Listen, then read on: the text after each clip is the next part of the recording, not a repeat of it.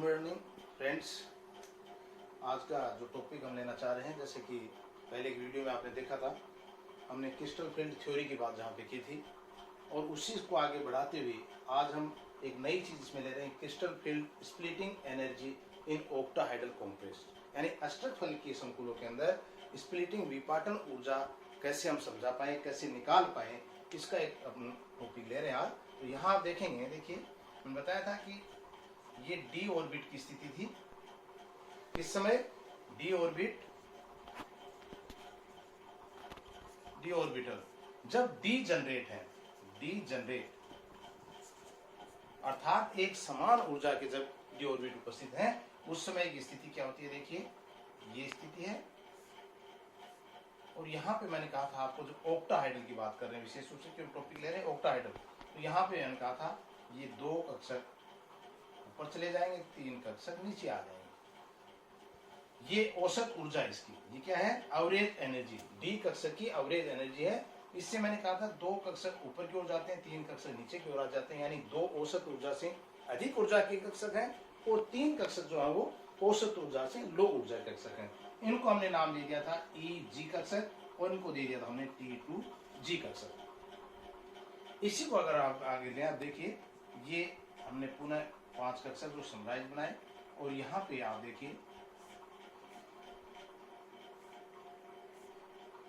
ये हमारे पास दो कक्षक आ गए वही EG के, और ये आगे तीन कक्षक T2G के। ये औसत ऊर्जा जो थी, विपाटन की बात कर रहे हैं।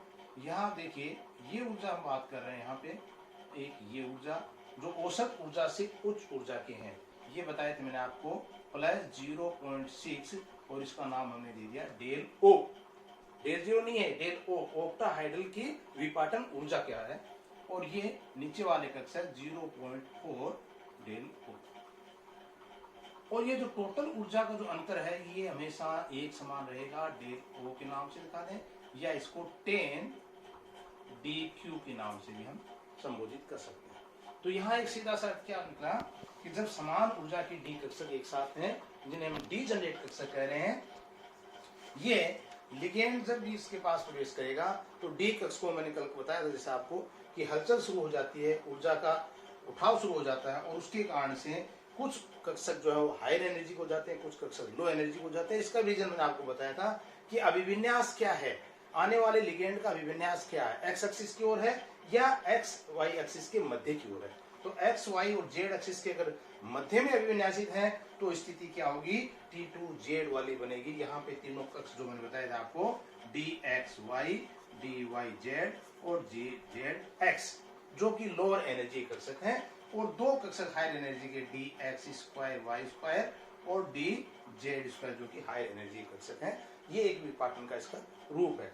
इसको हमने नाम दे दिया CFSE, यानी क्या हुआ, crystal field splitting energy. Crystal field splitting energy का फॉर्मूला क्या आ जाएगा अपने पास, -0.4 del O N T2G plus 0.6 del O N EG। ये फॉर्मूला हमारे पास आ गया, जो क्या बता रहा हमें, crystal field splitting energy in octahedral complex में। यहाँ पे आप देखेंगे ये चीज N T2G व N EG, ये क्या है, ये है T2G व EG कक्षक में इलेक्ट्रॉन की संख्या। ये ध्यान रखना फॉर्मूला, क्योंकि इसके बेस पे हम किसी भी ऑक्टाहाइड्रल के अंदर या कोई भी अपने पास आयन दे दिया जाए, उसका हम डी ऑर्बिट के अंदर इलेक्ट्रॉनिक विन्यास ज्ञात करेंगे, और उसके बाद ये फॉर्मूला ऑक्टाहाइड्रल के लिए लगा करके हम और इसकी क्रिस्टल फील्ड स्प्लिटिंग एनर्जी का मान ज्ञात कर सकते हैं। फॉर एग्जांपल आप देखिए, पहले यहाँ पे देखें बाद हम ये D1 विन्यास की बात कर रहे हैं, तो डी में हमने देखा ये तीन कक्षक एक जैसे थे, दो कक्षक एक जैसे थे। यहाँ पे तीन में क्योंकि एक ही इलेक्ट्रॉन है, इसलिए इलेक्ट्रॉन किसमें चला जाएगा, ये इलेक्ट्रॉन चला गया पहले कक्षक में, यानी ये था हमारे पास T2G और ये थे EG कक्षक। अब इस फॉर्मूला को अगर हम लगाएं तो आप देखेंगे कि मान कितना आ रहा है इसका, एक इलेक्ट्रॉन है किसमें 4, यानी 0.4 into del 0 into n, n क्या अपने पास एक इलेक्ट्रॉन, प्लस 0.6, क्योंकि इसके अंदर कोई इलेक्ट्रॉन हमारे पास है ही नहीं, तो ये क्या हो गया, शून्य हो गया। तो बचा क्या, -0.4 इसका मान किसका, D1 के।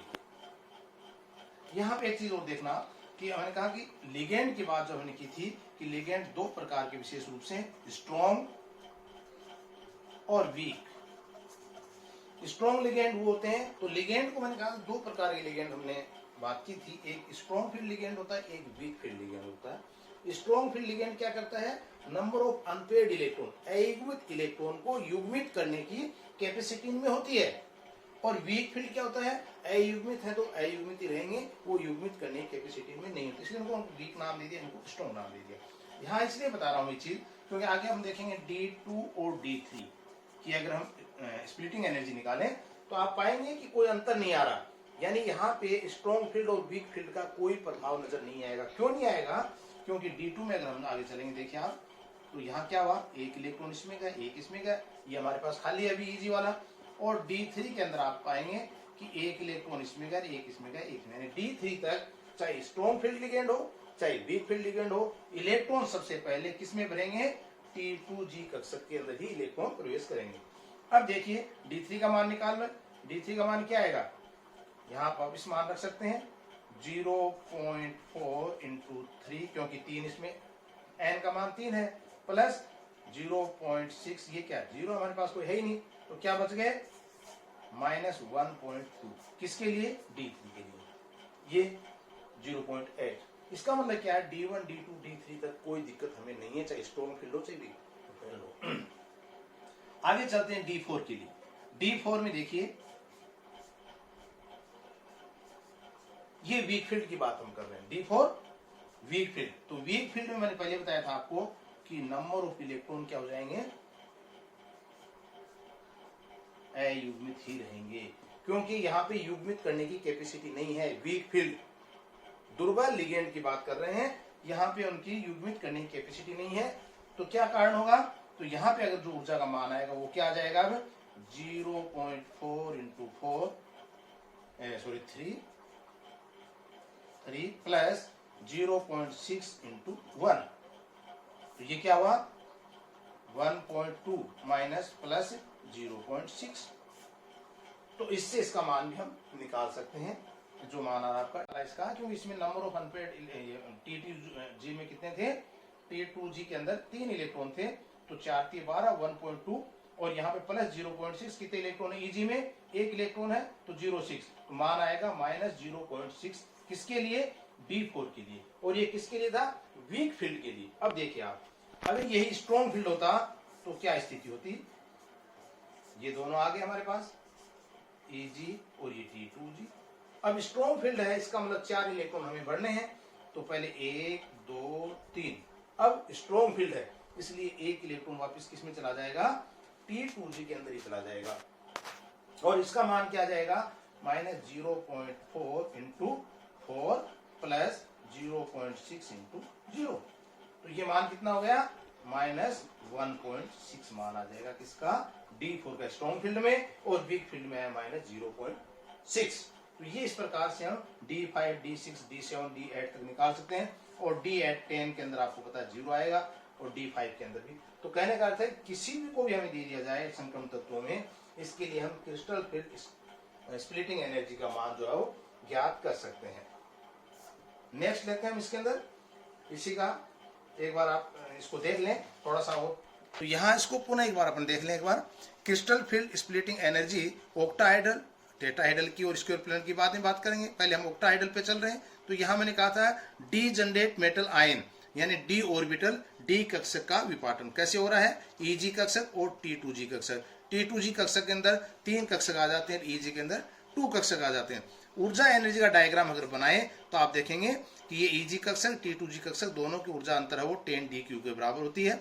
औसत ऊर्जा से Eg कक्षक की ऊर्जा जो +0.6 डेल O ऑक्टाहाइडल के लिए, और -0.4 डेल ओ ये T2G कक्षक के लिए एनर्जी औसत ऊर्जा से कम ऊर्जा प्राप्त होती है। इस प्रकार से हम इसका एक एनर्जी डायग्राम प्राप्त करके और एक फॉर्मूला निकालते हैं जिसके अंदर CFS मैंने कहा था क्रिस्टल फील्ड स्प्लिटिंग एनर्जी, और ये मान होता है -0.4 del o n T2G plus 0.6 del o EG in del o n EG। यहाँ पे एन क्या बताया मैंने, वेयर Tn T2G व एन EG, ये क्या है T2G व EG कक्षकों में विद्यमान इलेक्ट्रॉन की संख्या। अब देखिए आप टेबल जो अपने बात कर रहे थे, ये विन्यास लिया हमने D1 D2 D3 से लेकर D10 तक, और ये दुर्बल लिगेंड है, ये प्रबल लिगेंड है। दुर्बल लिगेंड में देखिए मैंने कहा T2G EG कक्षक, ये भी T2G EG कक्षक चल रहे हैं। यहाँ पे 1 2 3 यानी D3 तक इलेक्ट्रॉन के मान में कोई परिवर्तन नजर नहीं आएगा आपको। देखिए 1 के लिए सेम मान आ रहा, 2 के लिए सेम आ रहा, 3 के लिए सेम आ रहा, लेकिन चौथा इलेक्ट्रॉन जैसे ही आएगा दुर्बल फील्ड के अंदर, वीक लिगेंड के अंदर एक इलेक्ट्रॉन EG कक्षक में चला जाता है और ऊर्जा का मान होता है -0.6। लेकिन स्ट्रॉन्ग फील्ड होते ही क्या होगा, मैंने बताया था कि एक इलेक्ट्रॉन जो यहाँ पे पेयरिंग कर लेता है, न कि अनपेयर्ड, यानी EG में नहीं जाता है, वो वापस किस में जा रहा है, T2G के अंदर। तो ये यहाँ पेयरिंग होने के कारण इसका मान मैंने कहा -1.6। इस प्रकार से हम D5 जो मान 0 आ रहा है, D6 D7 D8 D10 तक का मान निकाल सकते हैं।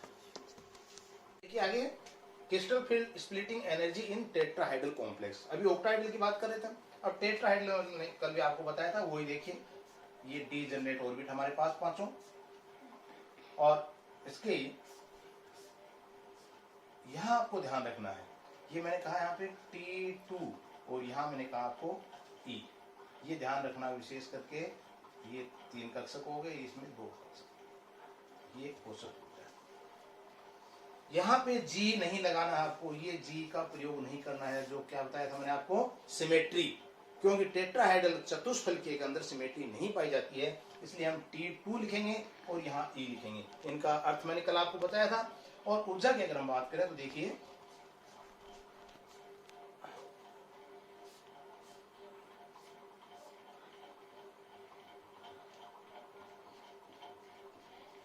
ये हो गया T2, और इस ऊर्जा का मान हमारे पास कितना आया, +0.4 डेल्टा T से लिखेंगे यहाँ पे, और ये जो मान लिखेंगे वो -0.6 डेल्टा T।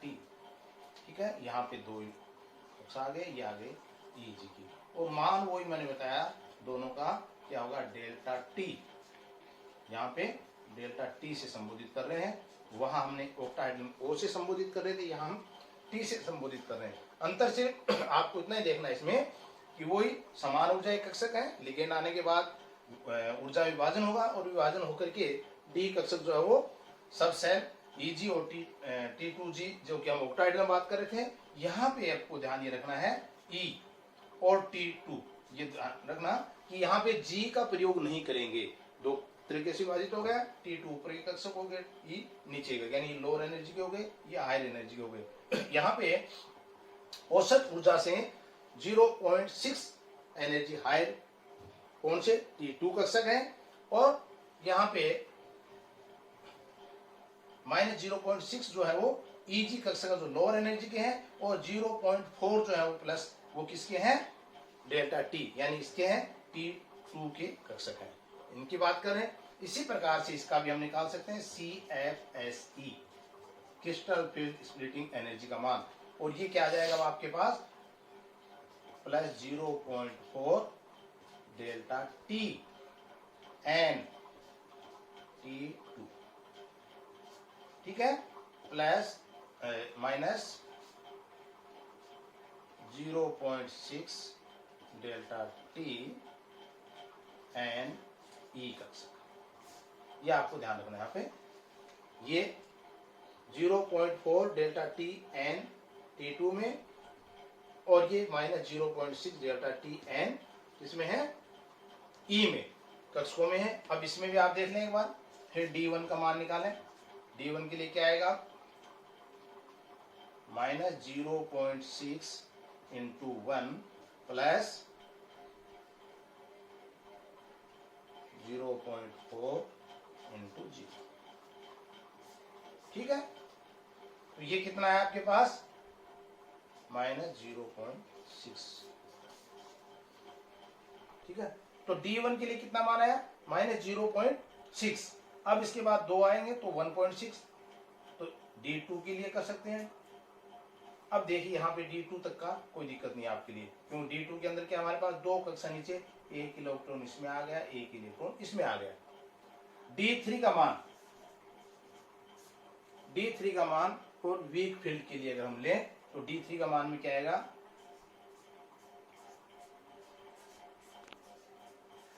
ये हो गए E कक्षक और ये हो गया T2 कक्षक।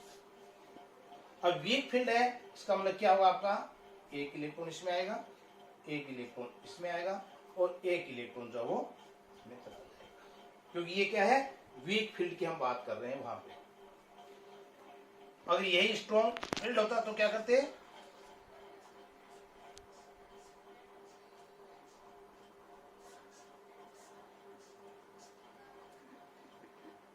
एक इलेक्ट्रॉन, 2 इलेक्ट्रॉन और तीसरा इलेक्ट्रॉन जो वो इसी में आ जाएगा।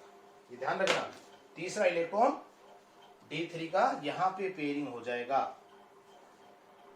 फिर हम फॉर्मूला मान रखेंगे तो इनके मान फिर निकाल सकते हैं। तो कहने का अर्थ है कि वीक फील्ड के अंदर अनपेयर्ड रहेंगे, उसके अनुसार मान निकलेगा, और स्ट्रॉन्ग फील्ड के अंदर पेयरिंग हो जाएंगे, उसके अनुसार मान निकलेगा। तो अंतर विशेष करके आपके सामने क्या आया? एक तो T2 वाला, यहाँ पे हमने T2 यूज कर रहे हैं, जबकि यहाँ पे हमने T2G यूज कर रहे थे। यहाँ पे हमने E यूज कर रहे हैं, यहाँ पे EG यूज कर रहे हैं। ये दोनों चीजें आप इसको लिखते समय गलती नहीं करें, ये ध्यान इसको रखिए। नेक्स्ट, ये ऊपर लेवल में क्रिस्टल फील्ड स्प्लिटिंग इन टेट्राहेड्रल की जैसे मैंने बात की पहले, इसको एक बार फिर देख लें आप कि वो एनर्जी लेवल जिसमें मैंने कहा था आपको 2 प्रकार से डिस्ट्रीब्यूट हो रहा वही, और दोनों का ऊर्जा का मान जो है वो किस रूप में निकाल सकते हैं। यहाँ आप दोनों देख सकते हैं, ये मैंने कहा था T2 वाला है और ये E वाला है। ये दोनों कक्षक स्प्लिट होने के बाद वही ऊर्जा का मान जो हो 10D हम कह सकते हैं डेल्टा T। यहाँ पे डेल्टा T से संबोधित कर रहे हैं, वहाँ पे डेल्टा O से कर रहे हैं, तो ये ऊर्जा का मान हम निकाल सकते हैं। नेक्स्ट आता है एक इसके अंदर crystal field splitting in square planar. Square planar में आप विशेष रूप से ध्यान रखिए कि अष्टक के संकुल में 2 ट्रांस समूह है जो क्या है माना जेड एक्सिस पर स्थित हैं, चाहे वे पास पास आए इलेक्ट्रॉन चाहे दूर दूर जाएं। परिणामी जो संकुल में चतुर्भुजीय विकृति आ जाती है, जो परिणामी रिजल्टेंट जब हमारे पास संकुल बनता है तो उसके अंदर एक चतुर्भुजीय विकृति आ जाएगी। किसके कारण से? जब मैंने कहा 2 समान समूह है माना जेड एक्स पर स्थित हैं, वो चाहे धातु से दूर जाएं चाहे नजदीक आए, विकृति आ जाती है। उसमें EG व T2G कक्षकों का जो विपाटन है वो एक्स एक्सिस के खिंचाव के कारण शो होता है इसके अंदर। और आप यहाँ देखेंगे, देखिए ये T2G ये EG, व्यवस्था वही होगी जैसा ऑक्टाहेड्रल में हमने पहले बताया था। T2G लोअर एनर्जी के होंगे, EG हायर एनर्जी के होंगे। लेकिन एक्स एक्सिस की जो हमने बात की थी जेड में, कि जेड को हमने यहाँ पे क्या कर रहे हैं, जेड लिगेंड को हटाने की स्थिति, उससे पूर्व की स्थिति ये क्या चल रही है, कोई दिक्कत नहीं है जब समान ऊर्जा में। अब यहाँ पे जैसे लिगेंड आते हैं और जेड को हमने हटाने की बात करें, तब देखिए आप EG कक्षक में, पहले EG में 2 ऑर्बिट थे, कौन से? एक्स स्क्वायर वाई स्क्वायर और EG, जिसमें जेड स्क्वायर। तो यहाँ पे आप देख रहे हैं कि जेड स्क्वायर का कक्षक जो है एक्स स्क्वायर वाई स्क्वायर से नीचे की ओर दिखाया। इसका मतलब इसकी ऊर्जा इससे कम हो जाती है। यहाँ पे आप देखिए एक्स वाई, वाई जेड और जेड एक्स, यहाँ पे एक्स वाई की ऊर्जा ज्यादा है, लेकिन एक्स जेड और वाई जेड इन दोनों की ऊर्जा फिर कम हो जाती है। इसका कारण क्या था? मैंने कहा जेड लिगेंड को हटाने पर, तो जेड लिगेंड का यहाँ पे शो नहीं हो रहा, इसका मतलब ऊर्जा उसकी कम हो जाएगी।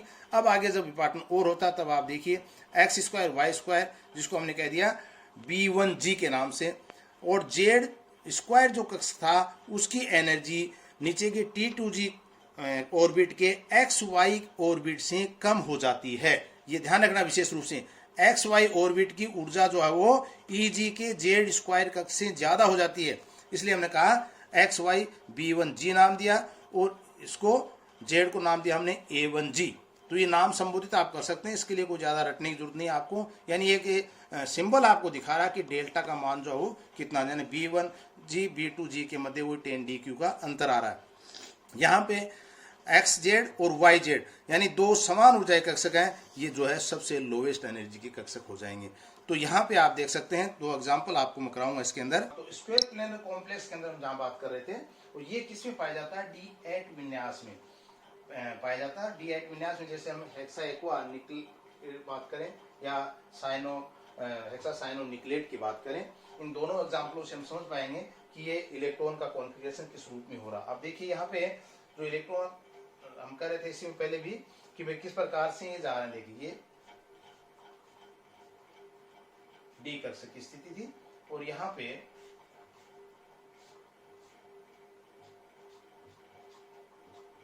D8 विन्यास अगर हम भरेंगे तो इलेक्ट्रॉन जो हो किस रूप में जाएंगे। अब देखिए ये है वीक फील्ड,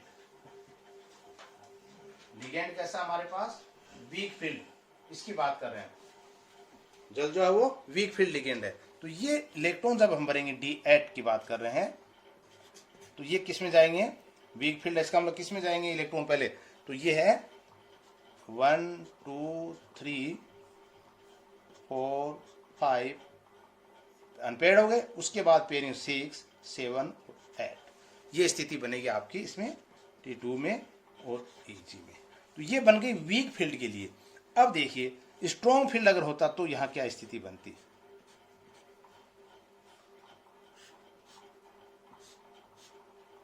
यहां पे आपके पास स्ट्रॉन्ग फील्ड में क्या स्थिति बनेगी? क्योंकि ये तीनों कक्षक पहले से भरे हुए हैं इसलिए कोई दिक्कत नहीं है इनके अंदर तो। लेकिन यहाँ वाले जो कक्षक हैं, दो कक्षक जिनकी हम बात की थी, ये फिर विपाटित हो जाते हैं और ये कक्षक इस रूप में आगे बढ़ जाएंगे। यानी ये क्या हो जाएगा? dx स्क्वायर y स्क्वायर और ये dz स्क्वायर। तो यहाँ पे जो एक इसके जो इलेक्ट्रॉन जो थे हमारे पास, ये दोनों पेयरिंग होकर के इसमें आ जाएंगे। ये कक्ष हमारे पास वेकेंट रह जाता है dx स्क्वायर y स्क्वायर का। ये क्यों बता रहा हूँ, उसका कारण आएगा आगे। देखिए ये वेकेंट रह गया क्योंकि यहाँ पे दोनों हमने कहा जब वीक फील्ड था तो समान ऊर्जा के वितरित होकर के समान ऊर्जा के कक्षक थे, एक एक इलेक्ट्रॉन इसमें प्रवेश कर गया। लेकिन जैसे स्ट्रॉन्ग फील्ड आया तो मैंने कहा कि स्क्वायर प्लेनर बनने की कोशिश, अष्टक फलकीय में स्क्वायर प्लेनर कैसे बनता है? इन कक्षकों में विपाटन शुरू हो जाता है। जेड कक्षक, जेड एक्सिस की ओर, मैंने कहा जब इलेक्ट्रॉन नाभिक से दूर जाए चाहे नजदीक आए तो जेड को जब हम हटाकर बात कर रहे हैं तो ये एनर्जी क्या लो हो गई और इसमें दोनों कक्षक इलेक्ट्रॉन जो एक ही कक्ष में आ गए और ये dx स्क्वायर y स्क्वायर जो हो हायर एनर्जी में चला गया। ये इलेक्ट्रॉन का डिस्ट्रीब्यूशन हुआ। अब देखिए क्या होता है, -x + x -y + y, ये चार ऑर्बिट यहाँ पे अब देखिए x स्क्वायर y स्क्वायर में है तो चार तरीके से लिगेंड यहाँ पे प्रवेश करेगा। यहाँ पे नीचे क्या है, dz में दो तरीके से लिगेंड प्रवेश, लेकिन चूंकि यहाँ पे बंद नहीं बन पा रहा कि डी कक्षक पूर्ण भरा हुआ है तो यहाँ पे कितने इलेक्ट्रॉन हमारे पास प्रवेश कर सकते हैं लिगेंड के? 4। तो इसका मतलब क्या हुआ यहाँ पे कहने का अर्थ कि अष्टक फल की स्क्वायर प्लेनर के अंदर जब बात कर रहे हैं तो अष्टक बल की बनने की कोशिश में कल लाइन आई थी कि अष्टक फल की बनने की एक असफल कोशिश में स्क्वायर प्लेनर बन जाता है। क्यों? क्योंकि यहाँ पे कोशिश तो ऑक्टाहेड्रल की बनने की थी, लेकिन जैसे dx स्क्वायर y स्क्वायर की हमने बात की कि हायर एनर्जी में चला गया तो यहाँ पे चार कक्ष हमारे पास x + x - y + y - के उपलब्ध हो गए। ये चारों जब मेटल की ओर आएंगे तो चार प्रकार से बंध बनाकर क्या करेगा, स्क्वायर प्लेनर कॉम्प्लेक्स का निर्माण कर पाता है। Thank you. आगे के टॉपिक में हम लेंगे